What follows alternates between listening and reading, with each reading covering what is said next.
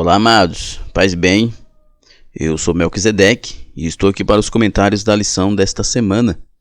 Lições bíblicas da editora CPAD Classe de Jovens, terceiro trimestre de 2022. Como você sabe, nesse trimestre nós estamos estudando sobre os imitadores de Cristo. Nós estamos estudando sobre seguir a Cristo Jesus, baseado nos evangelhos. E a lição de hoje, a lição de número 11, tem como tema: quem segue a Jesus frutifica no reino de Deus. A lição de hoje é baseada em João capítulo 15, o assunto sobre a videira. E nós iremos estudar sobre frutificação no reino de Deus. Lembrando que o obedemfoco.com disponibiliza para você uma série de conteúdos gratuitos. Você pode receber subsídios gratuitos pelo WhatsApp.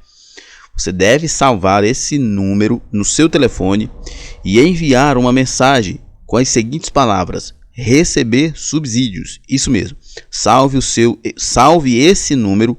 O número é 94DDD 984092869. Salve esse número e envie uma mensagem com as palavras receber subsídios e você estará recebendo subsídios gratuitos no seu WhatsApp.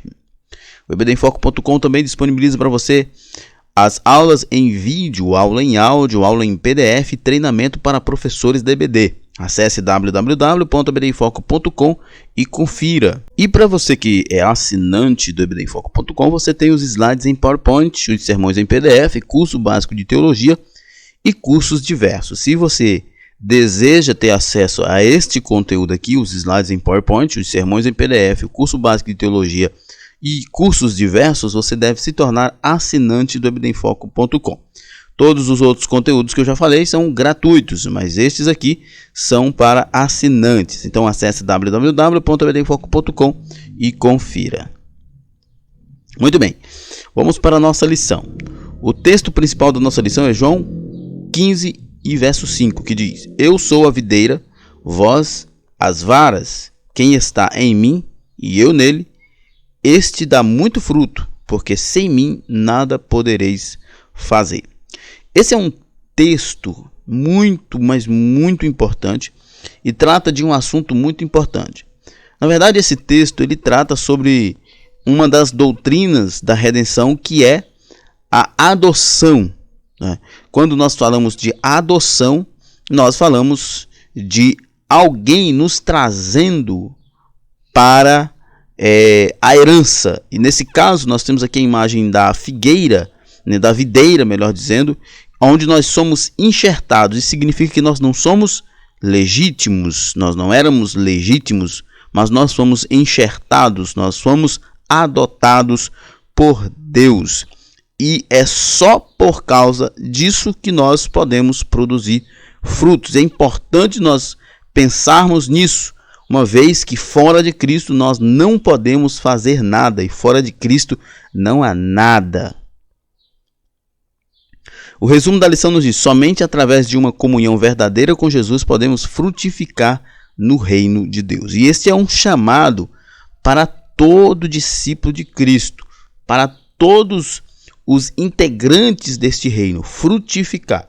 Ninguém foi chamado por Cristo para viver de forma infrutífera.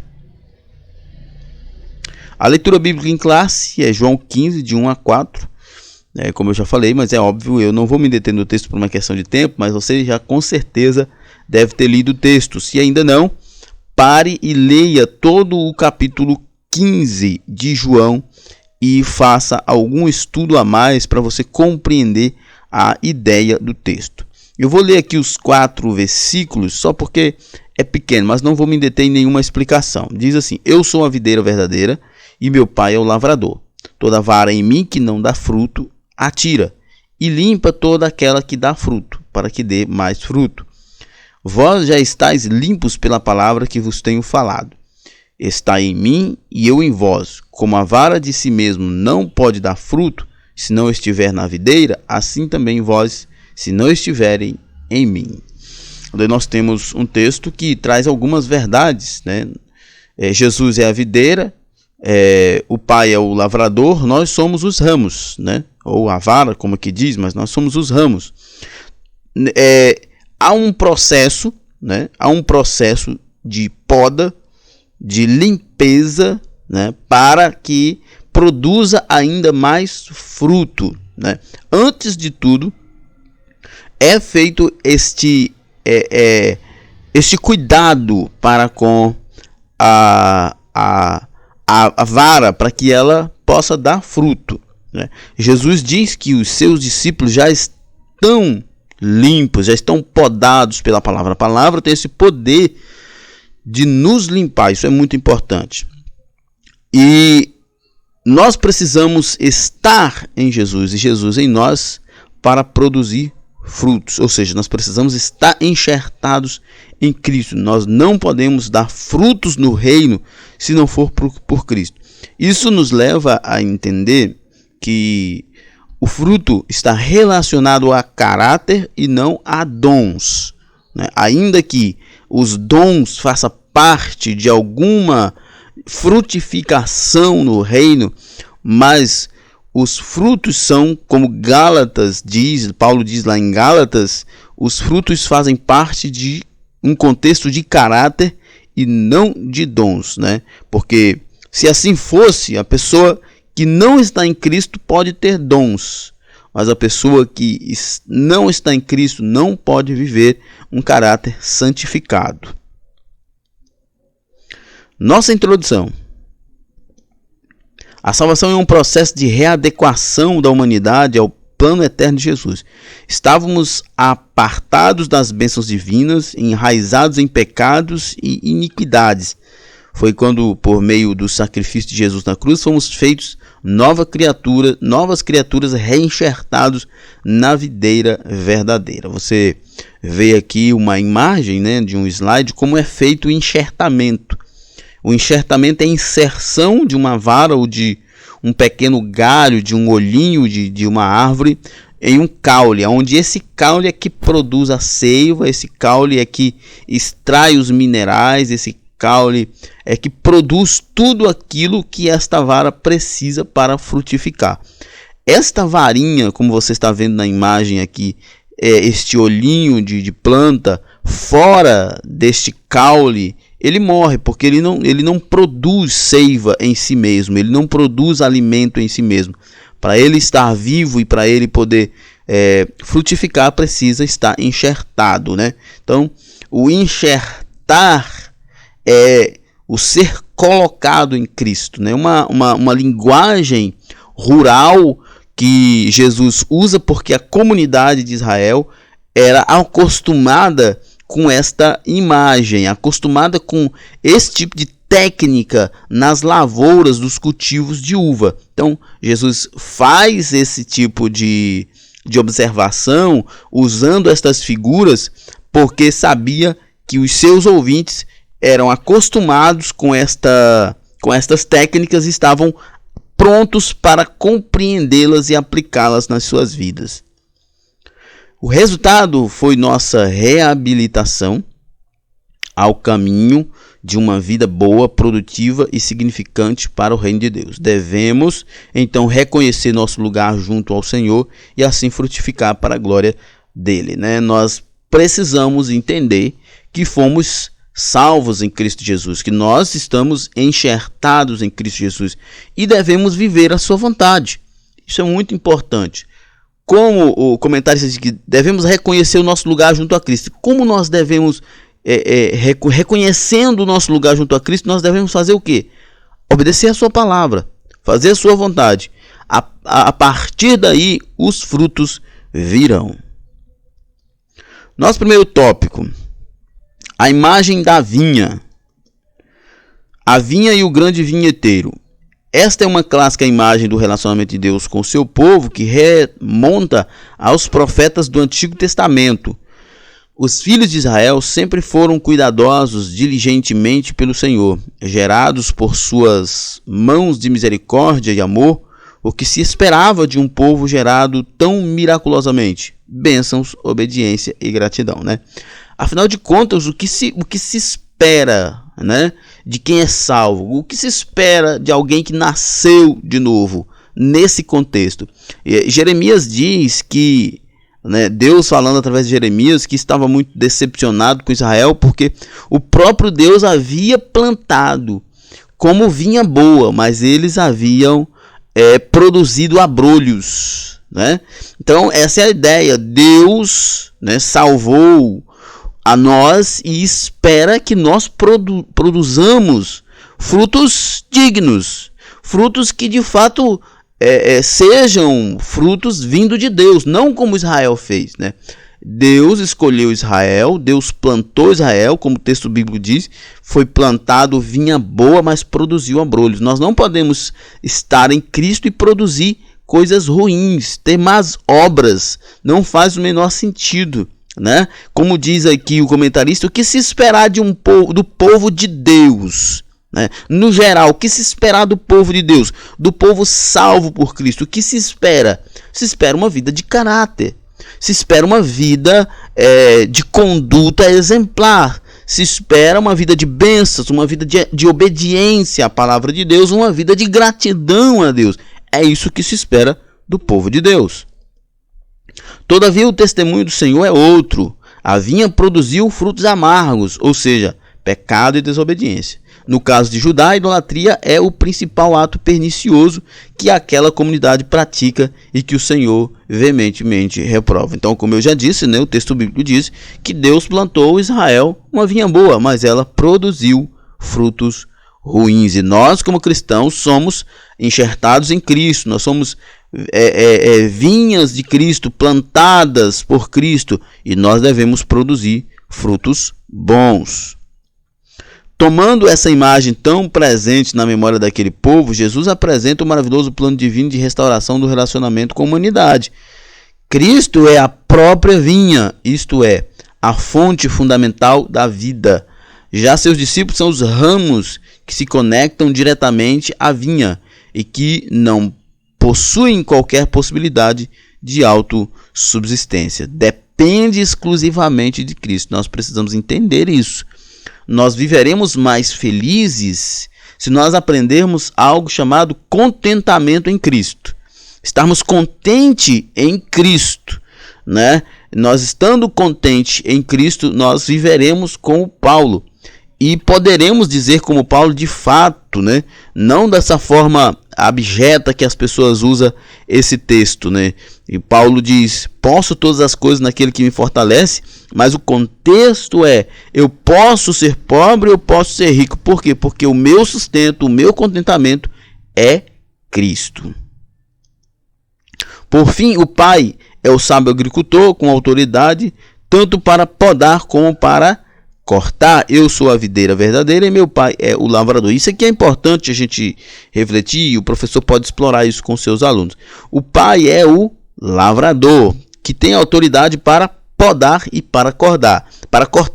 Nós temos aqui dois pontos que são importantes. O primeiro ponto se refere ao salvo, né?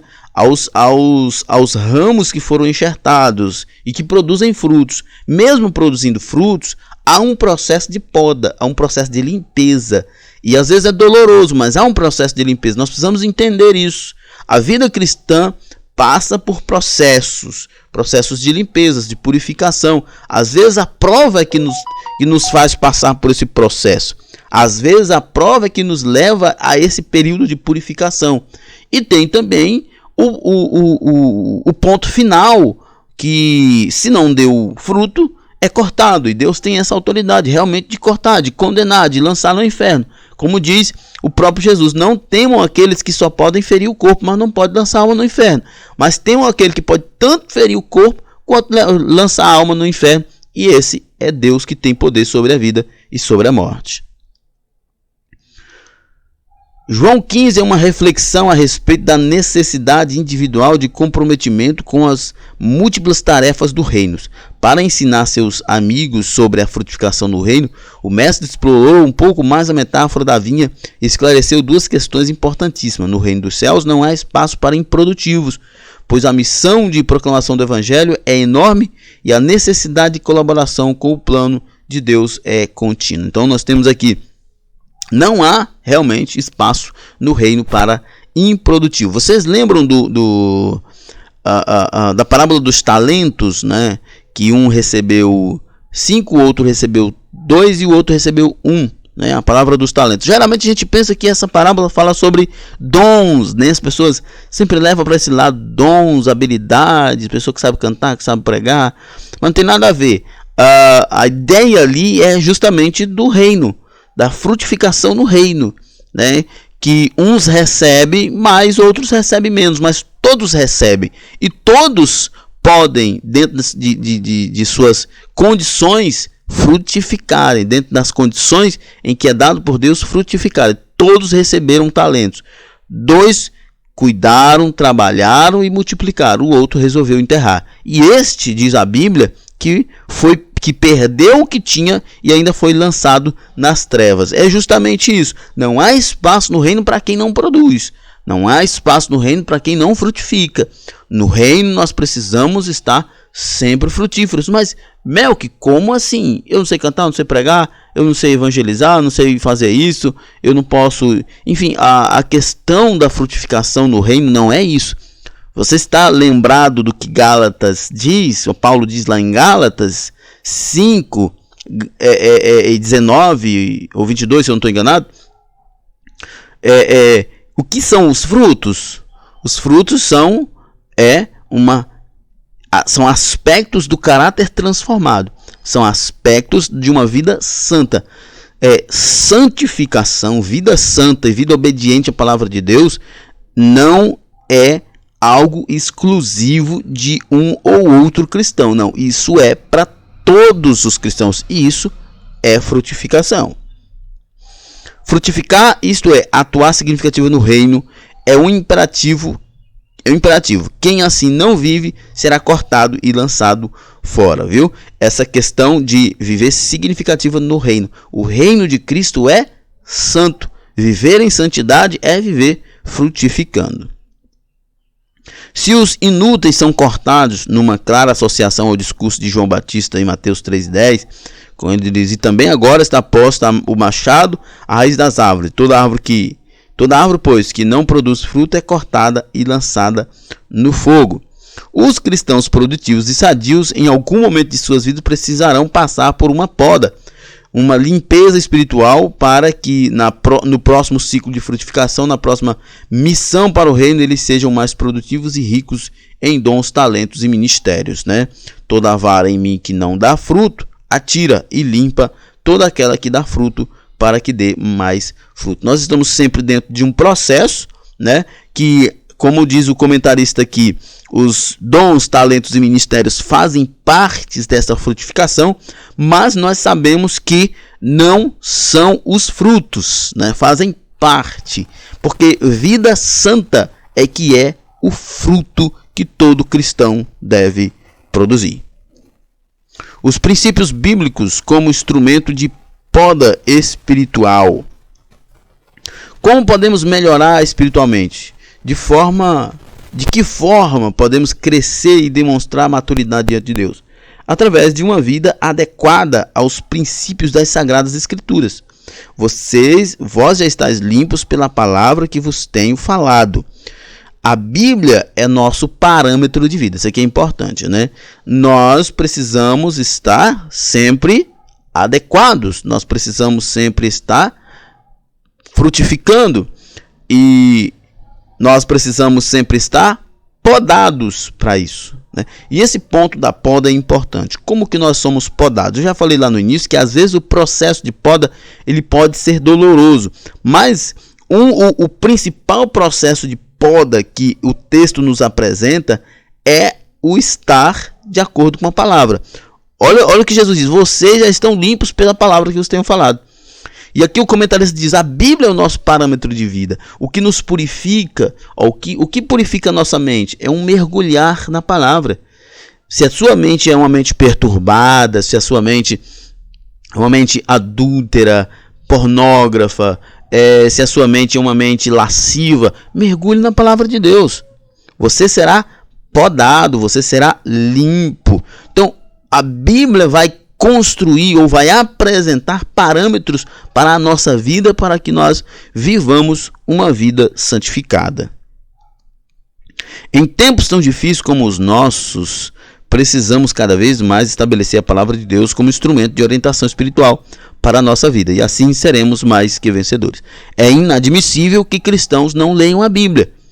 É inadmissível que crentes, vocês jovens que estão iniciando a carreira cristã e até ministerial de vocês, é inadmissível que vocês que vocês queiram ser produtivos sem lerem a Bíblia, que vocês queiram ter vida santificada, agradando a Deus, sem a leitura da Bíblia. É impossível, é necessário ler a Bíblia. Segundo tópico, princípios da comunhão. A necessidade de um relacionamento verdadeiro com Jesus. Não há vida fora de Jesus. É a esta constatação que chegamos ao refletir sobre a necessidade de um relacionamento com o Altíssimo, né? Estai em mim e eu em vós, como a vara de si mesmo não pode dar fruto se não estiver na videira, assim também vós, se não estiveres em mim, né? Isso é clássico, né? Isso é importante, o professor deve explorar isso com seus alunos. De fato, não há vida fora de Jesus. É mais ou menos assim, o apóstolo Pedro diz mais ou menos assim: a morte para o crente é o entrar no paraíso, e a morte para o ímpio é entrar na condenação. Ou seja, o estar em Cristo, nem mesmo a morte é um problema, mas o estar fora de Cristo, se o mundo aqui é um problema, pior é a morte. Pior é a morte, que é uma morte para a condenação. Então, nós precisamos, e o professor deve explorar isso com seus alunos, nós devemos estar em Cristo. A nossa vida só é uma vida realmente significativa, só é uma vida boa se for em Cristo. Fora de Cristo só há condenação. Fora de Cristo só há mal, só há morte. Afastados de Deus, todas as nossas ações são apenas fragmentos de indignidade, já que nós mesmos somos nada sem Ele. Não há o que apresentar diante de Cristo em nome dele se não estivermos nele. Longe de Jesus, todas as nossas ações espelham apenas o pecado que reina nos corações daqueles que estão apartados do Pai. Se algo está sendo feito sob o pretexto de agradar a Deus e promove a mentira, a violência e a injustiça, isso jamais poderá ser associado ao bondoso Deus. Não passa de uma espiritualidade morta e palavras vazias. Na verdade, o que Paulo diz em Gálatas é que isto aí são frutos da carne. É uma pessoa que está vivendo absolutamente desligado de Cristo. E isso aqui é importante o professor até compartilhar com seus alunos, explorar com seus alunos. Que uma coisa é fazer parte de uma comunidade, outra coisa é ser realmente enxertado em Cristo. Quando uma pessoa é realmente enxertada em Cristo, ela produz realmente frutos. Quando ela está cheia do Espírito Santo, e eu não estou dizendo num contexto meramente pentecostalista, do falar em língua, do pular nas celebrações, não. Estou falando do ser cheio, do ser guiado pelo Espírito Santo, ele realmente produz frutos. Mas uma pessoa que apenas está inserido na comunidade, ela não produz frutos. Então é importante que a gente faça essa distinção, que uma pessoa pode estar dentro da comunidade que nós chamamos de igreja e assim ainda viver de mentira, de violência, de injustiça e de outros pecados, porque ela pode estar inserida na comunidade, mas não está inserida na videira, né? Não está inserido em Cristo. Pode estar ali no pomar, mas não está na planta que é Jesus, na videira que é Jesus, que produz o fruto.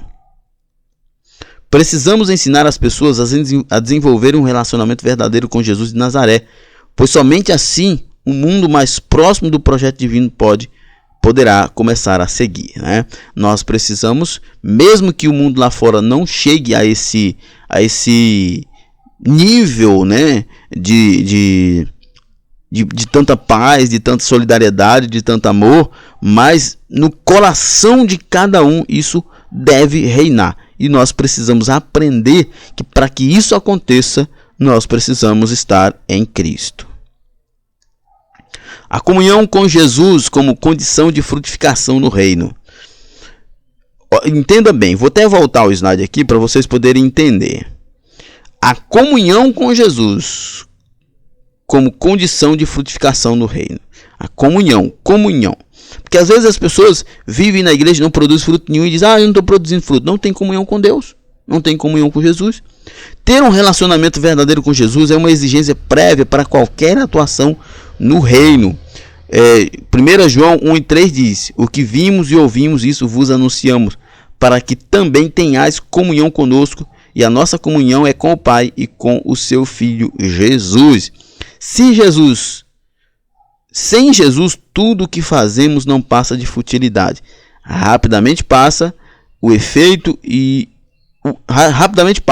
é meramente ilusório. Isso aqui é importante, né? Nós falamos muito de comunhão. Na minha igreja, a gente fala muito sobre comunhão, de estarmos juntos, de termos almoços na igreja, de termos conversa, de termos encontros, de termos retiros espirituais, retiros de lazer, como parte da comunhão, de estarmos juntos, do compartilhar, né? Mas tudo isso não passa de futilidade se nós não fazermos isso em Cristo.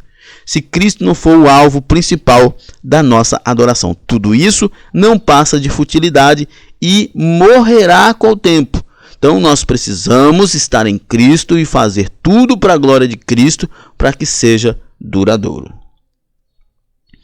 É nesses termos que o Cristo declara que sem uma comunhão verdadeira com Ele, tudo o que fazemos redunda em nada. João 15:5 diz, eu sou a videira, vocês as varas, quem está em mim e eu nele, este dá fruto, porque sem mim nada podeis fazer. Esse é um texto muito forte. Lembre-se, sem Jesus nada podemos fazer. Se de fato queremos ser relevantes para a nossa geração, precisamos abandonar as vaidades, os projetos meramente pessoais e nos doar completamente num relacionamento profundo e sincero com Cristo. Devemos estar comprometidos com o reino de Cristo e não com as nossas próprias vontades. Nós precisamos estar comprometidos. Há uma diferença colossal entre pessoas envolvidas e pessoas comprometidas. O reino de Cristo não precisa de pessoas envolvidas. O reino de Cristo exige que as pessoas sejam comprometidas. Deste modo, as ambições humanas serão postas de lado e poderemos ver a glória de Deus em tudo o que fizermos. Não precisamos de super-heróis, basta-nos uma vida de comunhão com o Pai para realizarmos as obras que Ele previamente sonhou para cada um de nós. É estar em Cristo e Cristo em nós para que as coisas aconteçam. A terrível condição de quem não permanece na comunhão. A falta de permanência em Cristo produz um resultado terrível, a condenação eterna. João 15:6 diz, se alguém não estiver em mim, será lançado fora como a vara e secará, e os colhem e lançam no fogo e ardem. Olha só como é interessante esse verso, né? Eu já ouvi muitas pessoas dizer assim, eu não produzo nenhum fruto na igreja, porque eu não canto e não prego, eu já até citei isso anteriormente. Mas Jesus disse que as pessoas que serão lançadas fora, serão cortadas, são aqueles que não estiverem nele. Então, o que acontece? Estando em Cristo é certeza de fruto. Uma pessoa que está na comunidade, mas não está frutificando, é como eu disse agora há pouco, é porque ela está apenas enxertada na comunidade e não está em Cristo. As pessoas procuram inúmeras formas de justificar uma suposta dignidade para merecerem o reino dos céus. Boas ações, abstinência de bebida alcoólica, doações financeiras, etc. Mas a verdade é que apenas um relacionamento íntimo e sincero com Cristo pode nos livrar da condenação eterna. É somente estar em Cristo, né? Ele coloca aqui relacionamento como uma forma prática, mas isso significa que é estar em Cristo. Porque quem não está em Cristo não pode se relacionar com Ele. E quem não está em Cristo certamente está fora de Cristo, e fora de Cristo só há condenação. Diante desse fato, por que as pessoas procuram tanto outros subterfúgios e não Cristo? Porque a comunhão com o Salvador exige um confronto diário com os nossos pecados, né? Por que as pessoas buscam tanto subterfúgios e não a Cristo? Porque elas sabem que, de fato, estar em Cristo é um processo de abandono do próprio eu. Jesus disse, aquele que não negar a si mesmo não é digno de mim. É por isso que as pessoas buscam outro subterfúgio e não Cristo, porque elas querem os seus pecados, que elas amam a si mesmas, que elas amam os seus pecados. Uma mudança radical de vida, a negação contínua da nossa inclinação carnal, para que assim vivamos o padrão de Cristo nesta geração. A condenação eterna é um fato, precisamos anunciar a graça salvadora hoje, né? Nós precisamos sim anunciar a graça salvadora hoje, dizendo para as pessoas que fora de Cristo só há condenação eterna. Terceiro tópico, os impactos da comunhão. A comunhão com Jesus implica em adequação à palavra. Vivemos num tempo muito difícil, onde multidões querem Cristo, mas rejeitam as escrituras que o anunciam. Essa questão de rejeitar a escritura é algo muito interessante, né? Porque as pessoas querem o momento, a aceitação, querem a perspectiva da vida eterna, do não ir para o inferno, mas eles não querem viver de acordo com a palavra de Deus. Não querem viver de acordo com a vontade de Deus. Eles querem o céu, mas não querem a vontade de Deus. E o céu é reflexo da vontade de Deus, não da nossa própria vontade. Quem vive a própria vontade jamais entrará no céu. Os indivíduos professam publicamente sua suposta fé em Cristo, porém, no cotidiano de suas vidas, eles desrespeitam continuamente os princípios e valores do reino, né? É exatamente isso. As pessoas que dizem ser salvas, nós temos aí tantos artistas e pessoas anônimas que se dizem salvos em Cristo Jesus, mas estão ali inseridos na comunidade apenas pelo medo do inferno, mas não amam a Cristo e por isso não estão em Cristo, e quando Jesus voltar, estas pessoas não estarão com ele. Só há comunhão com Cristo se houver adequação à palavra. João 15,7 diz: se vós estiverdes em mim e as minhas palavras estiverem em vós, pedireis tudo o que quiserdes e vos será feito. Quem não se submete às orientações da Bíblia jamais poderá ser denominado de discípulo de Jesus. Isso aqui o professor deve explorar com seus alunos. A Bíblia, nós já falamos isso lá atrás, mas existe uma frase, né, um ditado popular evangélico que é muito bíblico, né, que a Bíblia é nossa única regra de fé e prática. Ou seja, nós obedecemos a Bíblia, nós cremos na Bíblia e nós devemos praticar o que a Bíblia ensina. É isto que nos rege, é isto que nos faz estar em Cristo, obedecer a sua palavra. Como orar e ser respondido? A resposta a esta questão pode nos servir de instrumento de aferição da espiritualidade de uma pessoa, assim como da seriedade de um líder ou igreja. Multidões de pessoas estão lotando templos em busca de uma fórmula mágica para serem ouvidas em suas orações. Pessoas promíscuas, de vidas reprováveis, gente que não tem nenhum compromisso com Cristo ou com a palavra, mas que estão sendo enganadas pelos falsos ensinos. Olha só, nosso título lá é como ter as orações respondidas, né? E o que nós vemos são as pessoas de caráter totalmente sujo clamando a Deus. Não faz o menor sentido. Nós acabamos de falar, né, o texto acabou de falar do versículo, né, que nós lemos, do capítulo 15, verso 6, ou verso 7, se não me engano, que Deus nos responderá quando nós estivermos nele e a sua palavra em nós. De outra forma, não adianta fazer grandes eventos, grandes clamores, porque isso não vai fazer Deus responder. Estas pessoas pensam assim, como o mágico em Atos, que podem comprar a bênção de Deus. Quanta heresia, né? Eles diziam: dai-me também a mim esse poder, para que aquele sobre quem eu puser as mãos receba o Espírito Santo. Mas disse Pedro: o teu dinheiro seja contigo para a perdição, pois cuidastes que o dom de Deus se alcança por dinheiro. E as coisas de Deus não são assim. Jesus deixa bastante claro em João 15:7 qual é o segredo para termos nossas orações respondidas de modo imediato. Se estiverdes em mim e as minhas palavras estiverem em vós. Não adianta fazer grandes eventos, não adianta chamar pessoas famosas, não adianta essas pessoas famosas acharem que porque tem agora a pecha de cristãos, eles serão atendidos por Deus, eles serão salvos. Não, é preciso estar em Cristo e Cristo em nós. Para termos nossas orações respondidas, também precisamos orar segundo a vontade de Deus, pois sua vontade é boa, perfeita e agradável, como diz Romanos 12:2. A vontade de Deus está expressa em suas palavras, que para nós chegou através da Bíblia. Logo, se obedecermos às Escrituras, cumpriremos a vontade de Deus, a qual se cumprirá e nos trará plena felicidade. Então, como nós já dissemos, como está no comentário, como está no texto bíblico, né? Existe um processo na nossa vida chamado de limpeza. E quem faz essa limpeza é a palavra de Deus. Jesus está afirmando isso, que os discípulos estavam limpos pela palavra.